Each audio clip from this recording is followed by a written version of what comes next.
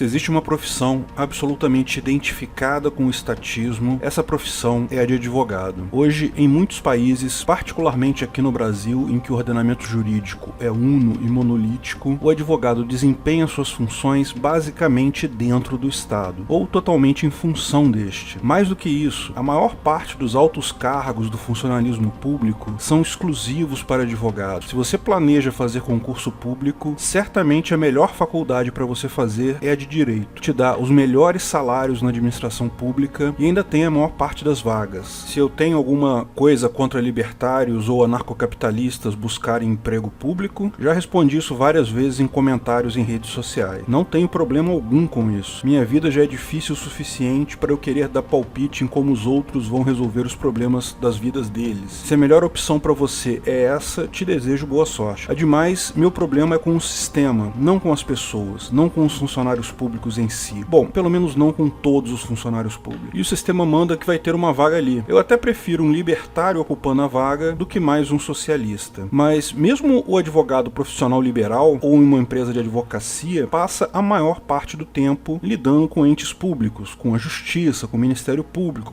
com cartórios e por aí vai. Basicamente vive em função do Estado. E lógico, isso se reflete nas faculdades de Direito. A parte uma ou outra citação do justnaturalismo nas disciplinas introdutórias, geralmente tratado como algo do passado, superado pelo positivismo. Depois daí é só justpositivismo em cima de justpositivismo. E como se trata da faculdade mais barata e fácil de fazer, que ainda dá algum status ao possuidor do diploma, é uma faculdade muito procurada. Quase 50% das pessoas que se formam em curso superior no Brasil se formam em Direito. A questão é, o que esse povo vai fazer da vida depois que o Estado deixar de existir? Não esqueça de curtir o vídeo e se inscrever na página. Clique no sininho para ser avisado de novos vídeos. Haverá advogado no Ancapistão?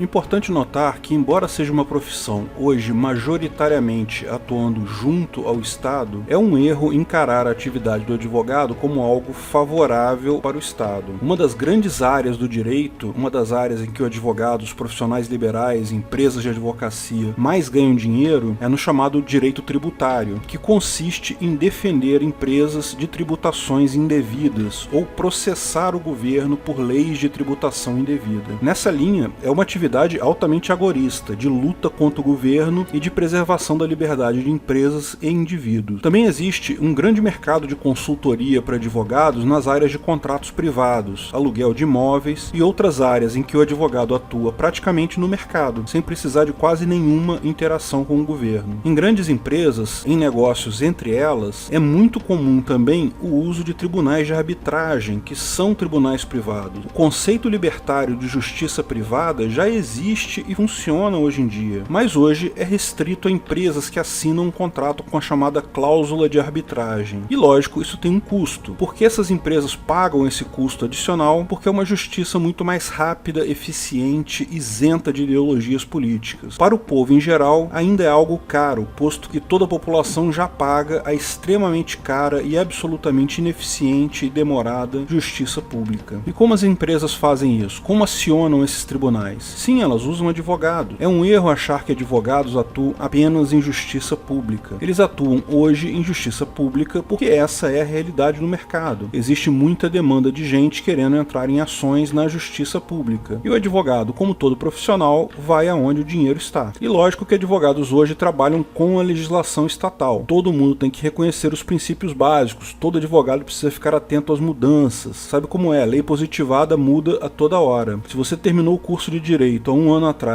e não se manteve atualizado, você vai ter problema. Mas a função do advogado é muito mais do que simplesmente preencher petições iniciais de acordo com a legislação corrente. Aliás, se você tem um caso qualquer e quer entrar com uma ação, digamos, no juizado especial civil ou na justiça trabalhista, onde não é preciso ter um advogado para entrar com a ação, você pode encontrar os modelos aos milhares na internet sobre como fazer isso. Você mesmo consegue preencher a ação e dar entrada nela e depois seguir os procedimentos procedimento que você também consegue encontrar pela internet. Essa parte do trabalho do advogado é puramente mecânica, não tem segredo. Ok, eu preciso fazer uma ressalva aqui que muitos advogados só sabem fazer isso mesmo, são meros despachantes, tá cheio deles por aí. Mas essa não é a essência do trabalho do advogado. Agora, tirando então essa parte sobre saber qual formulário preencher, qual é exatamente o trabalho de um advogado? Basicamente, é evitar e resolver conflitos humanos. Evitar conflitos escrevendo contratos privados entre empresas ou entre pessoas, ou entre empresas e pessoas, que especifiquem leis privadas razoáveis e factíveis, que não vão deixar o seu cliente nem a outra parte em maus lençóis. E isso é algo extremamente difícil de fazer, porque se você considera todas as possíveis situações de um contrato, vai acabar com um contrato com 10 mil páginas que ninguém vai ter coragem de assinar porque ninguém vai conseguir ler. Por outro lado, se deixar alguma situação de fora, você pode estar abrindo um flanco que vai levar o seu cliente à falência. Existem, lógico, padrões de contrato para um monte de coisa na internet, mas um bom contrato vai considerar as peculiaridades, as situações e os históricos das partes. Existe, no final, uma avaliação de risco que o bom advogado vai antever por experiência e estudo para indicar quais cláusulas devem ser colocadas nesse contrato. Mas, mesmo o contrato mais perfeito está sujeito a problemas. Pode surgir uma situação que não está prevista ali, as partes podem divergir sobre a interpretação de uma cláusula. Como em qualquer conflito, a melhor linha de ação é, antes de mais nada, tentar resolver a coisa amigavelmente. E aqui o papel do advogado já é fundamental. Veja, quando duas partes estão em conflitos, ela tem, além dos problemas reais, materiais discutidos, toda uma carga emocional. É fácil ver isso, por exemplo, em situações de divórcio. As partes literalmente estão se odiando no momento e qualquer coisa que uma parte alegue, a outra vai querer contestar, nem que seja por birra. É impossível negociar qualquer coisa porque as partes querem brigar, elas não querem resolver o problema. Muitas vezes é mais fácil um advogado falando com outro advogado resolver a questão e chegar a um meio termo razoável, e depois cada advogado vai convencer a sua parte a aceitar aquele termo, porque os advogados vão estar focando no problema real, não na carga emocional. Houveram vários casos que resolvi assim, antes mesmo de entrar na justiça, conversando com a outra parte ou com o advogado da outra parte. O mero isolamento da questão emocional já ajuda. O resto é técnica de negociação pura, saber o que o seu cliente quer, o que ele aceita ceder, o que ele não aceita, qual o objetivo do seu cliente, qual o objetivo da outra parte, e negociar de forma a não deixar claro nenhum desses objetivos no final. Enfim, negociação pura e simples. Mas lógico, nem sempre é possível resolver amigavelmente. Então, em algumas situações, será necessário acionar uma justiça privada. O advogado vai atuar aqui também, pois embora a tarefa seja executada em um tribunal privado, os requisitos da ação são basicamente os mesmos. Você tem que identificar as partes de forma individual e não ambígua, você precisa apresentar fatos e evidências desses fatos, você precisa incluir alegações e argumentar tais alegações com base no contrato, nos princípios éticos e no direito aplicável. Tudo isso precisa ser escrito em linguagem simples, de fácil entendimento, pelos juízes ou juiz que vão julgar tal ação, com o mínimo comprometimento possível da estrutura lógica do argumento. Dependendo de como for o tribunal em que o caso vai ser julgado, é importante falar e argumentar diretamente para o juiz. É algo que qualquer um pode fazer, mas quem tem experiência, está acostumado a argumentar, tem maior chance de sucesso. Agora, lógico que, sem o governo, o processo de se tornar um advogado seria radicalmente diferente, porque não haveria uma definição centralizada do que é um advogado, ou de quem tem capacidade de advogar. Não haveria uma OAB. Ou melhor, pode até haver uma OAB, mas evidentemente você não seria proibido de exercer a profissão se não estivesse inscrito nela. De forma similar às demais profissões, qualquer pessoa que se dissesse um advogado seria um advogado. Mas, lógico, na hora de contratar um advogado, você não deve acreditar apenas na palavra desse. O mais provável é que surgiriam empresas de certificação profissional, como já são comuns na área de tecnologia da informação. Hoje, se você se diz analista de sistemas, você é um analista de sistemas. Se você diz programador, você é programador. Eu trabalhei com programadores profissionais que não tinham terminado nem o ensino médio. E, por mim, desde que desempenhem suas funções corretamente, não vejo qualquer distinção no local ou na forma como tal capacidade foi adquirida. Mas, na hora de contratar, as pessoas vão querer que você tenha uma certificação de programação Java, da Sun, vão querer que você tenha certificação em ABAP 4 da SAP, ou alguma outra certificação qualquer. Da mesma forma, embora não seja obrigatória, uma certificação OAB para advogados é um diferencial importante, mas podem surgir outros padrões além da OAB, podem haver outras certificadoras, algumas mais fáceis, outras mais difíceis. Evidentemente, Consequentemente, o mercado vai regular as melhores certificadoras profissionais. Se os clientes veem valor no certificado X, vão exigir tal certificado, profissionais que tenham tal certificado vão ganhar mais, outros profissionais vão querer obter o certificado X para também ganhar mais. A empresa que emite o certificado X vai lucrar e prosperar. Se o certificado Y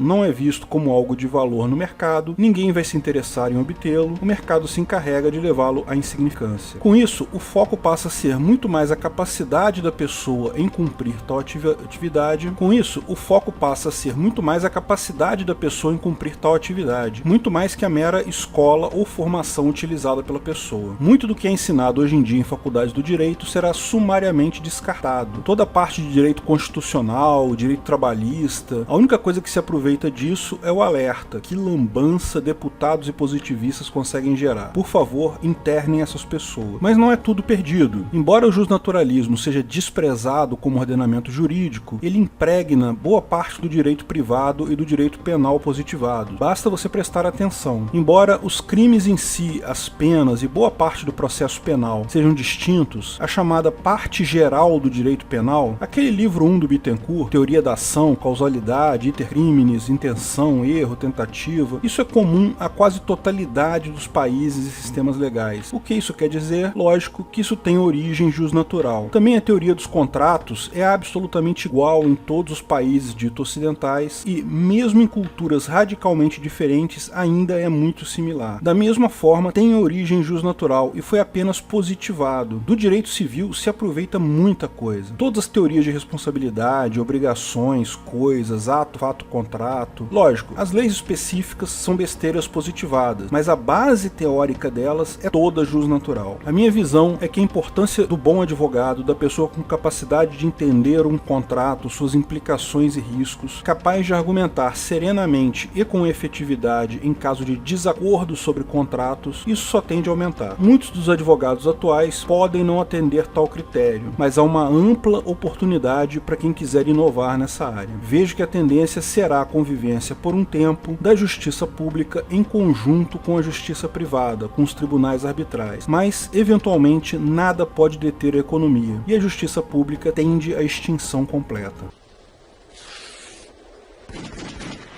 Obrigado por assistir nosso vídeo. Comente abaixo se tiver dúvidas ou sugestões de novos temas.